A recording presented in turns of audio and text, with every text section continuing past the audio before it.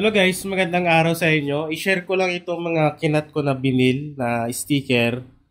Gamit ko dito ay Cameo 4. Okay? So yung materialis ko naman, QAP at Oracle 651. Yan. So ito yung gamit kong binil na sticker. QAP saka Oracle. Okay?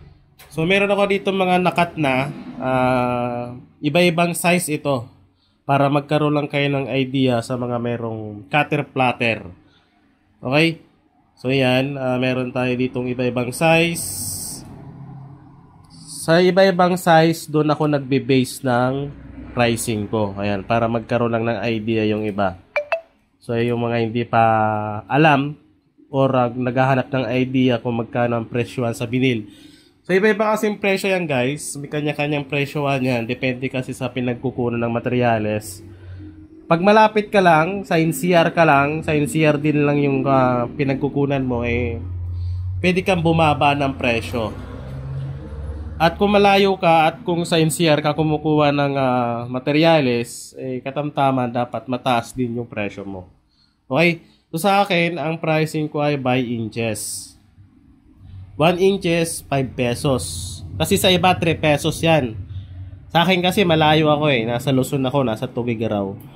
Kaya ang presyo ko dyan ay 5 pesos by 1 inches. Okay, so magagawa ako ng isang sample. Yan, gawa tayo ng isang sample na presyo. So tulad nito, yan, ito.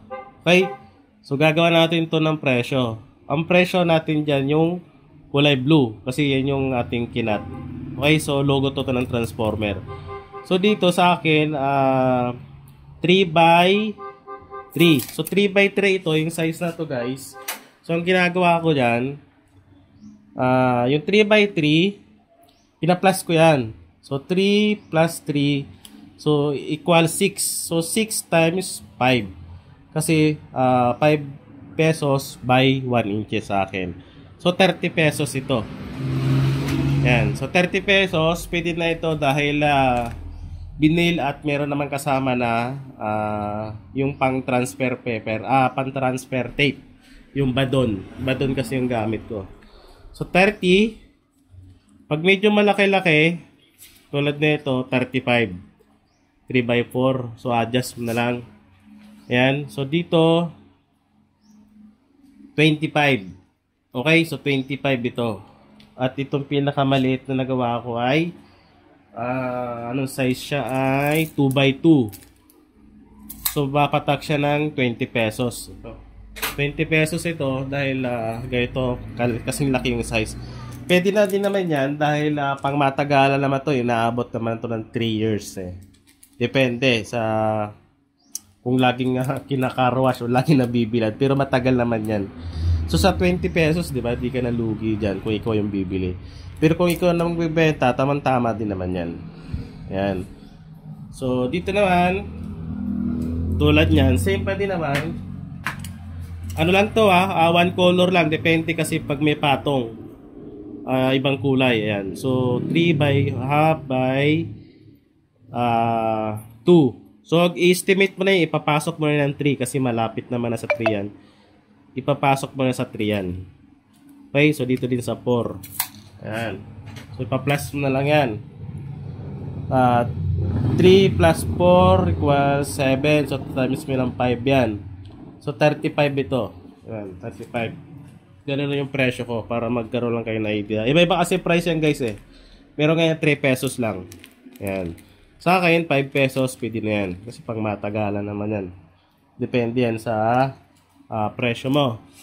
Okay? Kasi ikaw naman masusunod dyan. Dahil ikaw yung namumuhunan. So dito, yung mahaba, 7 by 2.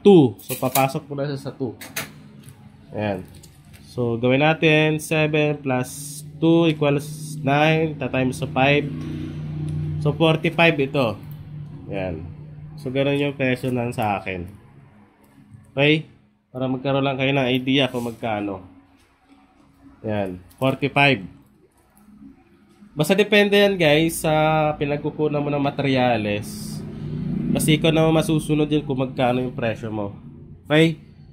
Yan. So ito lang mga pinakita ko ay puro vinyl ito. Vinyl. Kasi meron dito, tulad nito, ano to, iTech pigment ink ang gamit ko dito. Ayan. So iTech yung gamit ko, tapos yung Phototop. Naka-kiss-cut siya. Kiss-cut ang tawag ata dito. Ayan o, yung ipipil mo lang. Ayan o. Diba? Ayan. So nakat na siya, yung sa gilid. Kiss-cut ata tawag dyan. So dito naman, ang price ko naman dito, kung tatanong naman dyan, 20 pesos pwede na sa akin to bawat isa. Pwede naman gawing 25 yan. Kasama na plastic.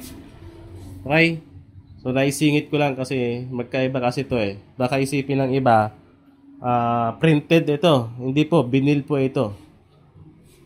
Ayan. Ito yung materialis niya. Kulay pula nga lang to kasi ito kulay blue. Okay? Hindi siya printed, vinyl po yan. Kinakat siya sa cutter platter. Okay? Ayan. So madami naman dyan yung mga nagawa ko na pandagdag natin to sa ating printing business, lalo na pag meron kang cutter platter. Okay? So part 1 lang ito para sa ating pricing para sa vinyl. Iba-iba kasi yung pricing natin, iba-iba rin yung presyo na ating materials. Okay? Ayan. So part 2 tayo sa susunod na video natin. Okay?